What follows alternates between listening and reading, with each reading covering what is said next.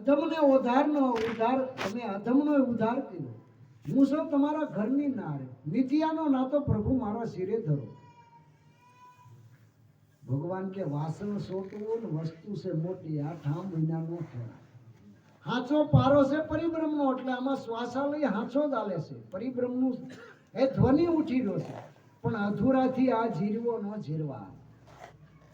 નહોતા સૂર્ય, નહોતા ચંદ્ર, નહોતા ધરણીની આકાશ, એથી આખો ધર્મ છે મારા સદગુરુની પાસે. જેથી આ કાંઈ નહોતું ને તેથી આ શબ્દ હતો, અને એ મારા ગુરુની પાસ હતો. આ વાસણ સોટું ને વસ્તુ છે મોટી, ઠામ વિના નો ઠેરાય. પણ અમે શું કે દ્વારિકા રાજ્યાને તમે એસો રૂક્ષ્મણીનો અવતાર, તમે એસો એવા કઈ સાત સલુણા નાર, તેથી તમને કહેશું આ મહાધર્મની વાત. અને તેદી માંગણી કરીને રૂક્ષ્મણી એટલે કે દેવી હજી પારો અધૂરો છે. અમે એસો પોકરણગઢના રાજ્ય, તમે એસો નેત્રમદેવનો અવતાર, જોડે સજોડે માલશું તેથી કરશું તમને આ મહાધર્મની વાત. તો 3 જન્મનું આતરું નાખ્યું હતું, અને તોય જન્મ મરણનો ફેરો મટાવ્યો.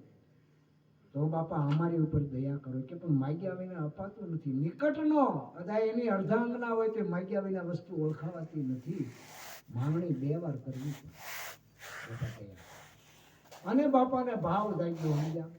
2 માણાને હમે બેહારી અને નામની ઓળખાણ કરાવી. નામની ઓળખાણ કરાવીને પોતે પોતાના સ્વરૂપની ઝાંખી કરી દીધી કે ભાઈ જો બેટા, હવે મારું સ્વરૂપ તમારે રવિમાં જોવાનું છે. મારે હવે શરીર પડી જાય એવું ન પડે, સમજી લેવાનું. સંતો એની કંઈક શાન કરી દીધી કે હવે મારું સ્વરૂપ તારે રવિમાં જોવાનું, એટલે એ જ્ઞાન જે પીરશે ને હું જ બોલું છું એમ માનજે. આમ કરી અને બાપાએ તો હે આને નામ વસન આપી દીધું. થોડાક દિના રોકાય, તો પાછા વારાહી દઈ ગયા. આ શેરખીની અંદર એ સત્સંગ હાલે છે ને એમાં એક દી બાપાએ વિચાર કર્યો. એના ભેગો એક રામદાસ કરીને એનો શિષ્ય હતો. એને કે રામદાસ, હવારે આપણે ઘોડા તૈયાર કરી, એટલે આપણે હવે જરાક ફરવા જવું છે તો જીએ વિકા વારાહી જાય. એમ કરીને અને હવારમાં કે ઘોડા તૈયાર કર્યા બાપાએ, અને માથે બેઠા. અમે કે બધા આશ્રમમાંથી બહાર નીકળીને બાપાને દર્શન કરવા હાથ જોડીને ઉભા રહ્યા. પણ અંદરથી રાહ રૂંધાઈ ગયો, શબ્દનો અવાજ બંધ થઈ ગયો, સુરપેટી બોલી જ ન હોય. હે કેમ જાણે કાંઈક રુધિર વરસતું હોય એવું થઈ ગયું. અમે કાંઈ ન બોલી ગયા. બાપાએ 2-3 વાર પાછું વાળું જોયું અને કીધું ઓ ભાઈ, જો આવે અને ભગવાન માનજો. મનુષ્ય એ જ ઈશ્વરનું રૂપ છે, અને દેવાય તો ટુકડો દેજો. આ વસ્તુ સિવાય બીજે ક્યાંય અડિયું કાઢતા નહીં. આવી ભલામણ કરીને બાપા 3-3 વાર પાછું વાળું થઈને ઘોડી હાલતી કરે.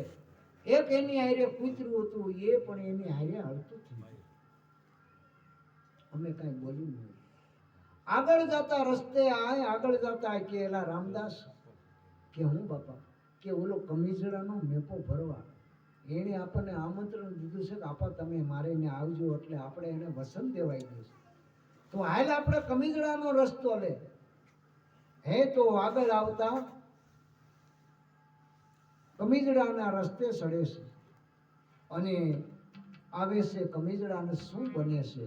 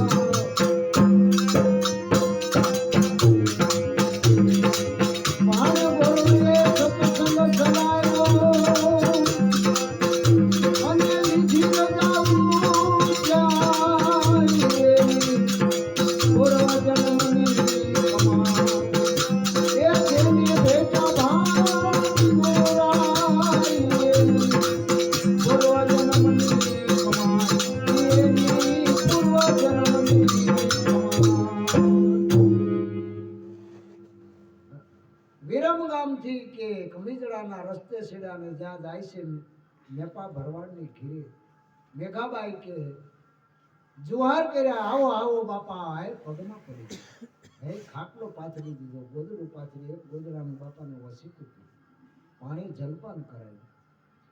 ત્યાં પડખાના માણસો આડોશ પાડોશને ખબર પડી કે આ ઓલા મેપાના ગુરુ ગુરુ કરતા હતા, ઈ આવ્યા લાગે છે, હાલોજી જાય. એટલે કોઈ દર્શન કરવા, કોઈ એનું જ્ઞાન સાંભળવા આટલું 5-10 માણસો પાડોશના ભેગા થઈ ગયા.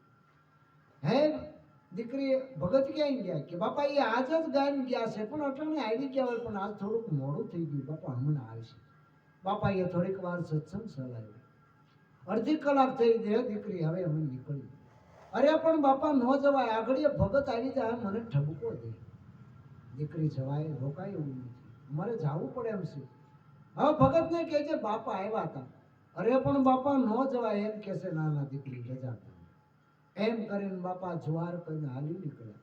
અને જ્યાં પોતે ગામના બહાર પાદર પૂગ્યા છે, નામથી મેપો આવ્યો ઘીરે. શું બન્યું?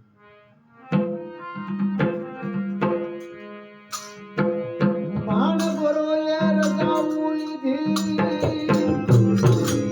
અને પાછળથી મેપો આગે.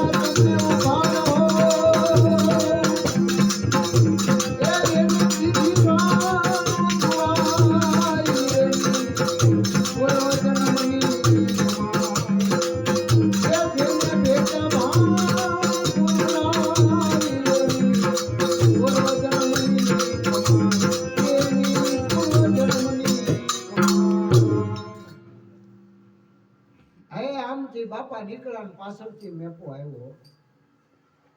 મેઘાબાઈ કે છે બાપા આવ્યા હતા. આવી ગયા તમે? કે હા. બાપા બાપા કે હા. માર બાપુ આખડીએ ત્યારે પણ ક્યાં છે? પાદર પૂજ્યા છે. અરે પણ રોકાય નહીં. કે મેં ઘણું કીધું પણ બાપા ન રોકાણાય, જવું પડે એમ છે. દીકરી એમ કરીને આ ઘડીએ જ ગયા. તમે ઉતાવળા હાલો, પાદર મળી જાઓ. અને આઈને ઉઘાડા પગે દોટ મૂકી દર્શન કરવા. ભાવ હમાતો નથી. મારો ભગવાન પાદરથી વિયો જાય, દોડવા માંડ્યા. હે બાપા ઉભા રહ્યો, બાપા ઉભા રહ્યો. થોડુંક છે તું અંતરું જાજુ નથી, સાંભળે છે પણ બાપા ઉભા રહેતા નથી. અને આને એમ થઈ ગયું બાપા સાંભળે છે, ઉભા રહેતા નથી, કેમ નથી રહેતા ઉભા? હા બાપા એક ડગલું ખો તો તમને રામ દુઆય. અને આને ધડ સોપડી ઊભી રહી ગઈ, પગમાં પડી ગઈ. અરે બાપા આમ જવાય? હાલો તમારો મેપો આવી ગયો કરી વાત પૂરી થઈ. અરે પણ બાપા હું વાત કરો? હા તું હું બોલી ગયો? રામ દુઆ. એક ડગલું હવે આમ ન જોવાનું. અહીંયા સમાધિ ખોજ, મારે અહીંયા સમાવું છે. અરે પણ બાપા એમ ન બને. અરે હું બાને સડી જાઉં તો મને હારે લઈ જાવ, કે એ ન બને. અહીંયા જ મારે સમાવું છે. અને તે દીધી રામ દુઆય. પણ બાપા હું બાને સડી જાઉં, કાલ રવિને મોઢું હું દેખાડી, કિમને મોઢું ઈ કાંઈ નહીં. વાત પૂરી થઈ. આ વરસડ થવા મળીને ગામના પાદરમાં ગામ લોકો જોઈ ગયા કે આ મેપો ને કઈક ઘોડીવાળાને કઈક ઘોડાસારી શું છે, ધોડીને માણસો ભેગું છે. એટલે મેપા શું છે કે આ મારા ગુરુ, મારા સદગુરુ ભગવાન એ કહે છે મારે અહીંયા સમાધિ લેવી છે, મારી ઘીરે નથી આવતા. કેમ નથી આવતા? મારાથી બોલાઈ ગયું રામ દુઆ. બાપા ઊભા રહેતા નહોતા, સાંભળતા પણ ઊભા નહોતા રહેતા. બાપા એવું તો અમે બોલતા હોય ઘણી વાર કે વાત સાચી છે ભાઈ, આનું નામ શબ્દની કિંમત છે, આનું નામ વસનની કિંમત છે. વાત પૂરી થઈ. હવે તું જલ્દી કર, ઘડિયું ગણાય. બાપા એમ ન બને તો મને હારે લઈ જાઓ, કે એ નહીં બને. બહુ અડસડ કરવા માંડ્યા. એટલે રામદાસિયા ઓલું હુકલ લીમડાનું ડાળખું કાપતા મેપાને સમજાવ્યું. હુકલ ડાળખું લીમડું. હે મેપા કે હું કે આ લીમડાનું ડાળખું વાવીને ફોટા નીકળે તેથી તારે મારા દેશમાં આવવાનું. અરે પણ બાપા મને દિવસ ગણતા ન આવે. હવે મને એમાં વરહ કહીએ પૂરું થાય એ ન ખબર પડે કે આ ડાળખું વાવી આને પાણી પા. પણ બાપા હું કરશે એમાં જેથી ખોટા નીકળે ને તેથી તારે ગુરુના દેશમાં આવવાનું છે. એ નક્કી સહી કરી દીધી. 12 મહિને આમાં ખોટા નીકળશે બસ. અને તેથી તારે ગુરુના દેશમાં આવવાનું દસ્તાવેજ કરી દીધો. હા દસ્તાવેજી પુરુષ. હવે આને હવે તો જલ્દી કરો ને આ ખાડો ખોદવા માંડ્યો. ગામ લોકો ભેગું થયું મદદ કરવા માંડ્યા ને ભાઈ હે એનો શિષ્ય રામદાસનો 2 ખાડા ખોદ્યા. હજી ખાડો એક ખોદને એક આ ઘોડીનો ના કૂતરાનો એ પણ એની મેળાએ એમાં સમાઈ જાય. એ ખાડા ખોદ્યા યાર. અને હવે જો મેપા મારો દેહ પ્રાણી થાય ને એટલે આને સમાજ પૂરી દીધી. હવે આને તો મગજ આમ વયો ગયો અને બાપા બાપા કરતો એ બાપાની સમાધિ પણ હવે શું બને છે.